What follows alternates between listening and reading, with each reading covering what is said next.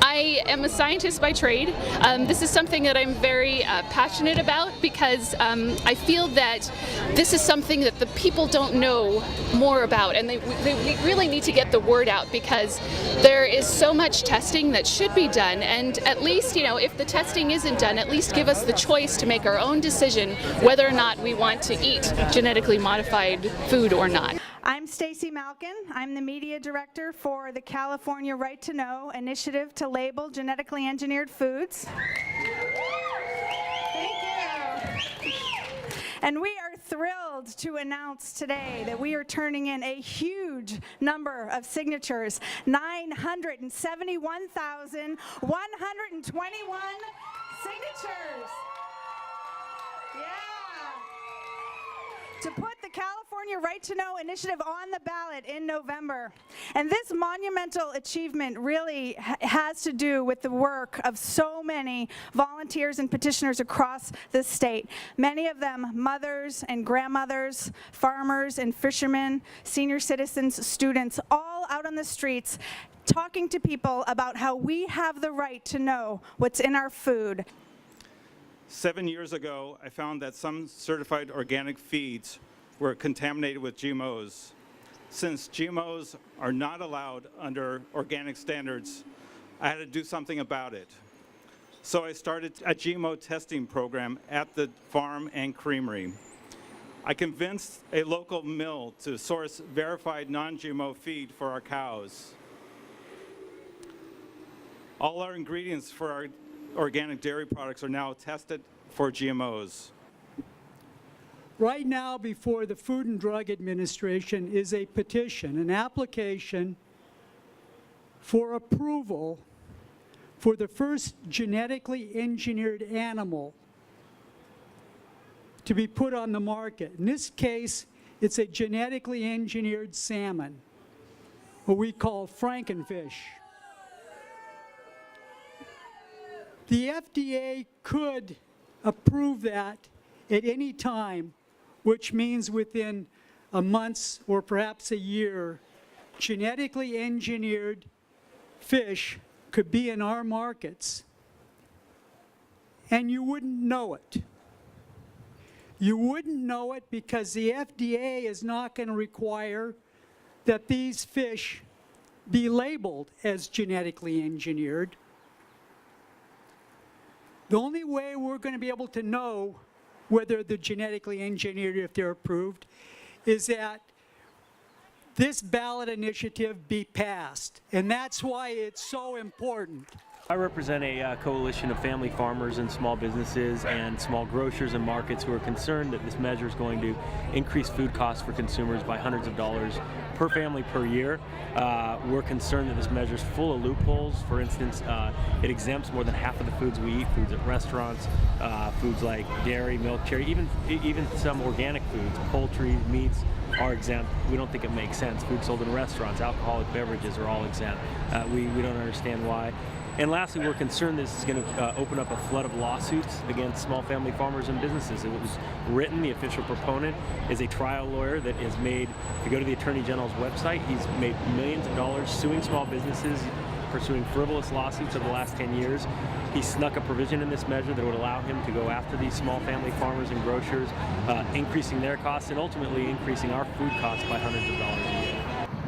This is going to be a lot of smoke and mirrors during this campaign. The other side is going to be saying that there's going to be lawsuits, massive, bounty hunter lawsuits. That's absolutely a lie. It's a scare tactic using a previous law and California initiative. And really, what's going to happen is, for the first time here in the state of California, voters will make the deciding vote that they believe they have the right to know what's in their food. It is the single and most important battle that the food movement and farmers have in this century. Many family farmers, whether they grow GMOs and grow conventional products, fundamentally believe that the consumers that they're feeding have a right to know. So what do you have to show that it will increase the cost of labeling? My understanding is they did that in Australia and it did would not increase the cost of food. We Don't you already export anyway to Europe? Well, if you look at the cost of these lawsuits, for one, there's a very similar provision that the proponent of this filed, Proposition 65. Lawyers have collected almost $500 million in legal settlements since that was passed. So you just add that up alone in terms of the legal costs for farmers and grocers and markets, and you know who's going to pay for it? Consumers are going to pay for it. So at the end of the day, this is a dialogue about the proposition, not about these, easy-sounding slogans, the right to know. This is about the right to know what's in this ballot measure. And what's in this ballot measure are a lot of hidden provisions and loopholes that are that don't make any sense and that are going to increase our food costs. We're asking for a small label to appear on packages of foods that contain genetically engineered ingredients.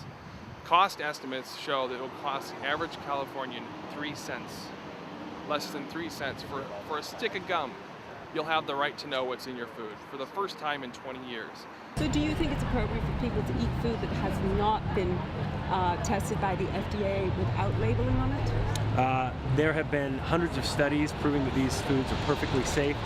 We believe that labeling is unnecessary and would actually confuse consumers. Labels should provide consumers meaningful information.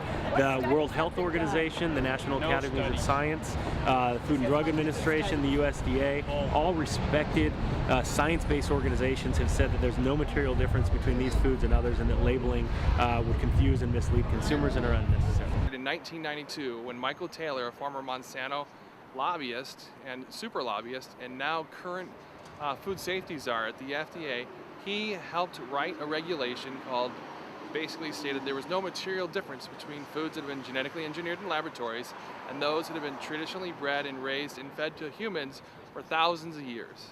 That's an absolute abomination of our law. It's a corruption of our federal institutions. And what about the scientists that are finding a lot of problems with genetically modified organisms in people? The vast majority of studies, all respected science groups, science-based groups, have determined these foods are perfectly safe. So with that, I appreciate the interview. Okay, thank you. Thank you so much. The individual that was representing the biotechnology industry and the Grocery Manufacturers Association is intentionally misleading voters in California. They're trying to have this scare campaign that they're going to be suing grocery manufacturers. The thing is, the simplest thing to do is for corporations and companies selling our food to place a small label on that product saying that this food contains genetically engineered ingredients. I'm here talking to Ronnie Cummins, who is the founder of the Organic Consumer Association. How are you doing? How do you feel about this great victory today? Well, I think this is good. It's something a lot of us have been waiting a long time for, and 1 million signatures turned in. We need to get 6 or 7 million votes to win, and we're going to do it.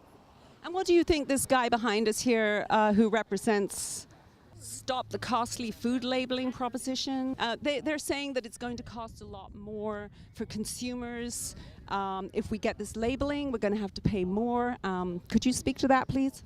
Yes, well, for example, in the European Union, which is the largest agricultural and food market in the world, labeling genetically engineered foods did not raise the cost of food.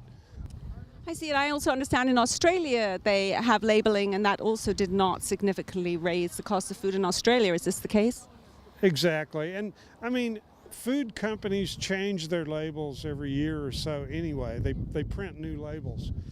They'll simply face the decision of, are they going to put on their label within the next year after November that they contain genetically engineered ingredients or not? What do we need to do now? So now we're going to start campaigning. We're going to just do outreach. We're going to educate people. We're going to get our local communities involved, getting local businesses, restaurants, just getting people involved with this act and this movement. And why do you feel it's important to label GMOs? Because it's our right to know. It's just as simple as that. We have a right to know what we're eating. We have a right to know what's in our food. As consumers, we want to know what's in our food, and we have the right to. I am asking the people of this state to join us, to consider who is for this initiative and who is against it, and what their motivation might be. I ask you to listen to your instincts and remember you have a right to know what you're spending your money on and feeding your children. I hear all over this state this question: why is this even an issue? What are our opponents so afraid of? Why do they not want us to know what they're selling us? If their products are so great, why not label them and advertise them? If they're afraid that telling the truth about their products will decrease demand for us, what kind of an ethical business model are they showing us? Do we want our children to learn that the only way that you can make money is to hide the truth? We're up against some pretty big players in this, you guys. It's been a scary adventure for this grandmother from Chico, let me tell you. But we, the people, will not back down. We want labeling. To get labeling will take a universal village to win, but the message I want to be very clear about is this. Not only can we do this, but we are doing this. Just a little over a year ago, one person, me, started this against all odds, with no funding, with no experience, with no help, or any kind of an idea where this would go. And look at us today. We have gathered almost 1 million signatures in 10 weeks. Okay, 10 weeks.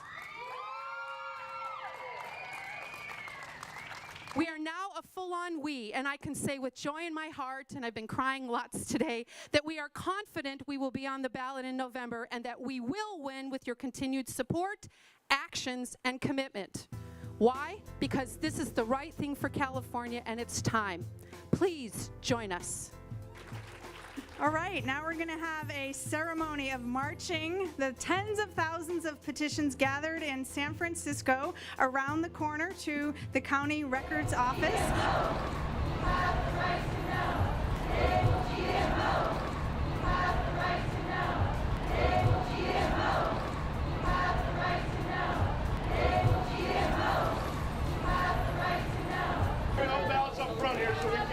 This is just the beginning, and we've got a long way to go. So check out our website, carightToKnow.org, and let's get marching toward victory in November.